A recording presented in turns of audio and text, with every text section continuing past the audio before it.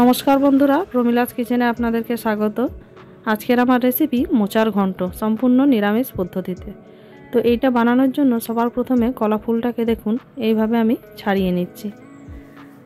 এখানে যে দেশলাইয়ের কাঠির মতন একটা অংশ আছে এটাকে ফেলে দিয়ে, আর মাছের আঁশের মতন একটা অংশ আছে এটাকেও ফেলে দিয়ে কলার মোচাটাকে খুব ভালোভাবে আমি ছাড়িয়ে নিচ্ছি। আপনারা দেখতেই পাচ্ছেন কিভাবে আমি এটা পরিষ্কার করছি। তো এটা ছাড়ানো হয়ে গেলে কলার মোচাটাকে এবারে বটিনের সাহায্যে খুব ভালো করে কুচি কুচি করে কেটে নেব। এখানে আমার কাটা হয়ে গেছে প্রায়। এরপরে আমি একটা বাটিতে নুন আর হলুদ দিয়ে এটাকে একটু ভাপাতে দিয়ে দেবো। এটা ফুটে উঠলে এরপরে আমি একটা জল ঝাড়া বাটির মধ্যে এটাকে ছেঁকে নামিয়ে রাখবো। দেখুন এটার মধ্যে আমি নামিয়ে নিয়েছি।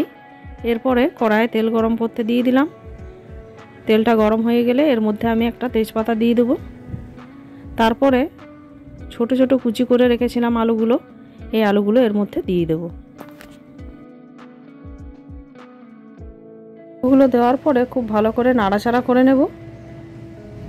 আলুগুলো একটু ভাজা ভাজা হয়ে গেলে এর মধ্যে আমি 50 গ্রাম মতো মুগ ডাল নিয়েছি, মুগ ডালটা এর মধ্যে দিয়ে দেবো। মুগ ডালটা আগের থেকে আমি ধুয়ে রেখেছিলাম। তো এটা দেওয়ার পরে কিছুক্ষণ নাড়াচাড়া করে নেব। খুব ভালো করে নাড়াচাড়া করার পর যখন একটু গন্ধ বেরিয়ে আসবে মুগ ডালের, তখন যে কলার মোচাটা সিদ্ধ করে রেখেছিলাম ওটা এর মধ্যে দিয়ে দেবো। দিয়ে আবারও খুব ভালো করে সমস্ত উপকরণগুলোকে আমি কষে নেব।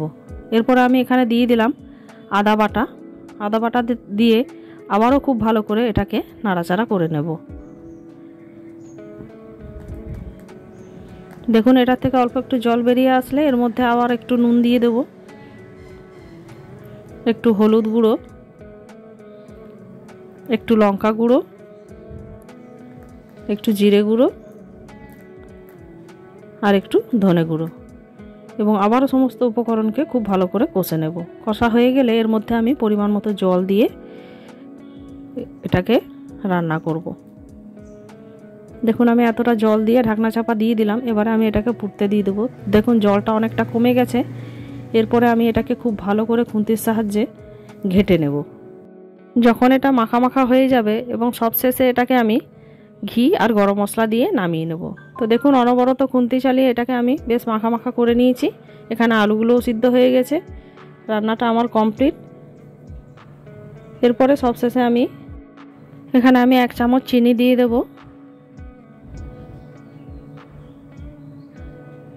তারপর আবারও একটু নাড়াচাড়া করে এখানে ঘিটা আর আমি গরম মশলা বেটে রেখেছিলাম ওটা দিয়ে বেশ একটু শুকনো শুকনো করে নামিয়ে নেব।